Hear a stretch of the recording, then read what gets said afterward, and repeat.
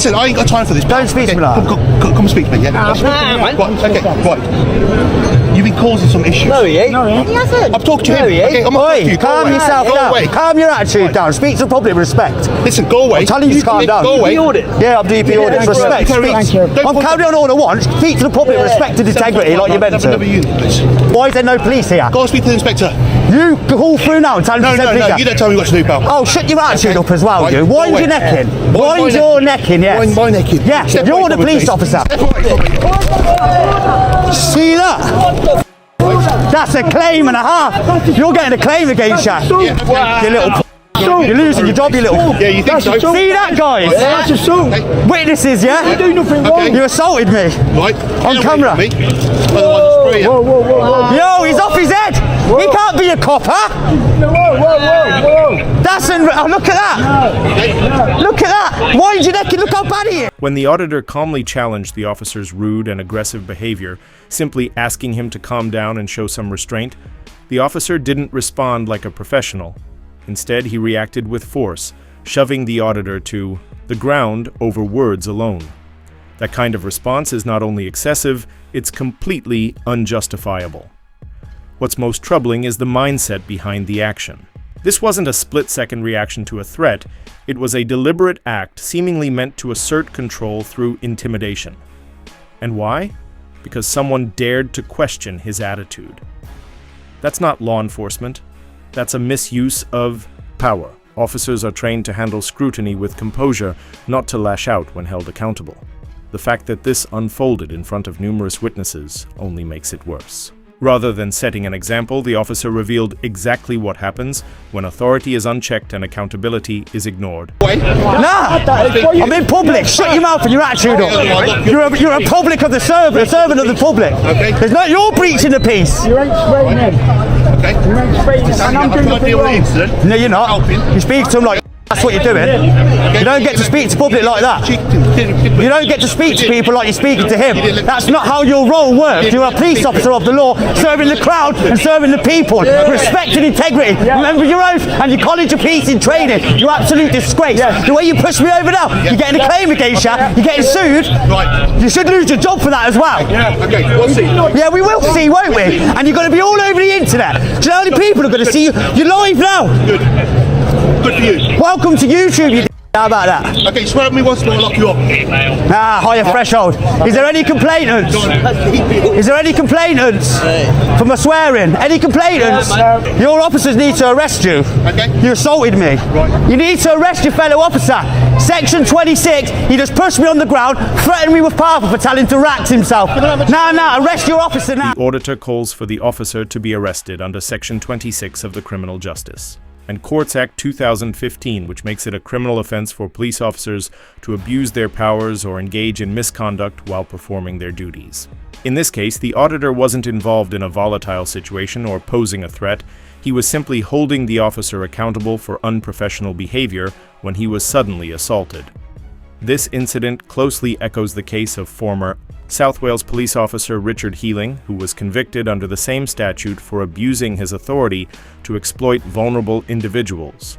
Just like in Healing's case, the actions seen here were not about enforcing the law, they were about misusing power to assert control. Healing's conviction serves as a powerful reminder that such conduct is not only unacceptable, but criminal, and it reinforces the legal precedent for holding officers accountable when they step outside the bounds of their duty. Lying on YouTube, you're going on YouTube, you don't do your jobs correctly, you're going to look like idiots. Nah, he's assaulted, he's assaulted me, mate. We need to work out what's gone on. He's pushed me, his foot to me like that because he was speaking to him like club and I told him to speak to members of the public respect like you're meant to and professionally, and that is the worst example. He needs to be fired, he's getting sued or we're putting a claim against him. That was outrageous. Arrest him. Arrest him. Do your job. The College of Policing tells you to arrest him. You need to relax, you need to calm down. You need to arrest him. You need to talk to me, tell me what's going on. We're obviously dealing dealing with He the was talking to him, and the situation. way he was speaking to him was disgusting. The way you do not speak to members of the public like that. The way he was disgusting. Everything about him was disgusting. He's going to get, do you know how many views he's going to do online now? Well, listen. He'll go viral with the way that was. That was one of the worst situations I've ever seen. I've done this for a year now. You need to arrest him. Okay, well, we're not going to arrest him. But You're not going to arrest your colleague when he's just broke the law and assaulted a member of the public. But you're entitled to make. What does your college of policing treat you at the beginning? Listen, When you're call your officers? No, you listen to me. He has assaulted me and broke the law. I'll listen to you. You're entitled to make a complaint online.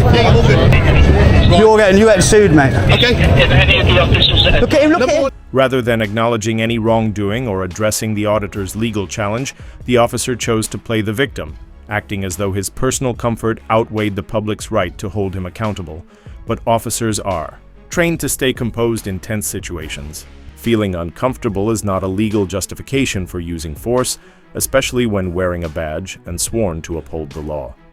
This mindset, where discomfort is treated as a license to act aggressively, is deeply concerning. It's not about protecting safety, it's about asserting control.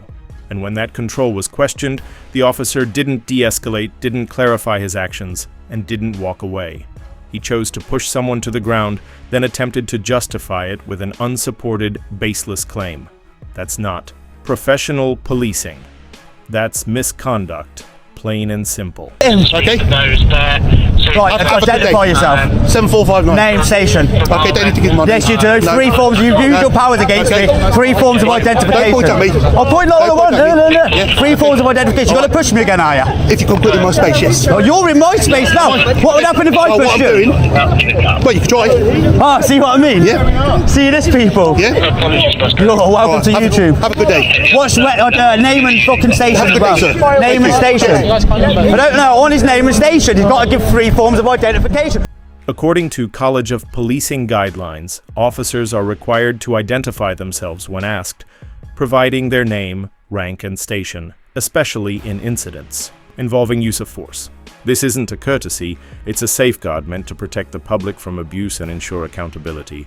In this case, the officer had just used force against a member of the public and then refused to identify himself. That's not only unprofessional, it's deeply troubling. It undermines public trust, erodes transparency, and weakens the very foundation of democratic policing. For someone to seek justice, they must first know who wronged them. Without that basic information, misconduct remains unchecked and unchallenged. The officer's refusal to identify himself after such a serious incident isn't just arrogant, it appears deliberate, and that too is indefensible. Good day. You ain't going to have a good day when it follows through on you. Welcome to YouTube as well. Thank you. Look at this guy. Look at him. Look at the state of him. Really? Yeah, the state here. Yeah. Okay. You know what I mean? Have a good day. Absolute. Cheers. Swear at me again, I'll lock you up. Because you can't use a higher threshold. You can't lock me up for that. Really? Yeah, section 5. Really? Calm down, You think so? That's it, you can walk him back. See, he was going to arrest me, guys. Will, sort him out, man. He's horrible, mate. Right there, how's it going? Him, he pushed me over there. His attitude stinks. He's threatening to arrest me, powder spray me. Alright. The opposite of you. He needs to be What I'm sacked. gonna say is- He needs to be arrested. He should be arrested by fellow officers under your College of Policing to protect members of the public. He should be arrested for that. Let's be clear. The auditor had just been assaulted. He was visibly shaken, injured, and understandably upset. Expressing that distress through strong language in such a moment isn't harassment or disorder. It's a natural human reaction to being physically harmed by someone in a position of authority. For the officer to respond with, "Swear at me again and I'll lock you up," isn't just unprofessional, it's an abuse of power. Police officers are held to a higher standard for a reason. Their training is designed to prepare them to remain composed, de-escalate tense situations, and respond with restraint, not retaliation. This isn't just about a single poor decision. It's about an officer displaying no remorse, no reflection, and no understanding of what it means to serve the public. Threatening to arrest someone in response to their emotional reaction only compounds the original misconduct and further damages public trust. As you know, You should have arrested him. Wait till you see the footage. we can't arrest anyone, as you know.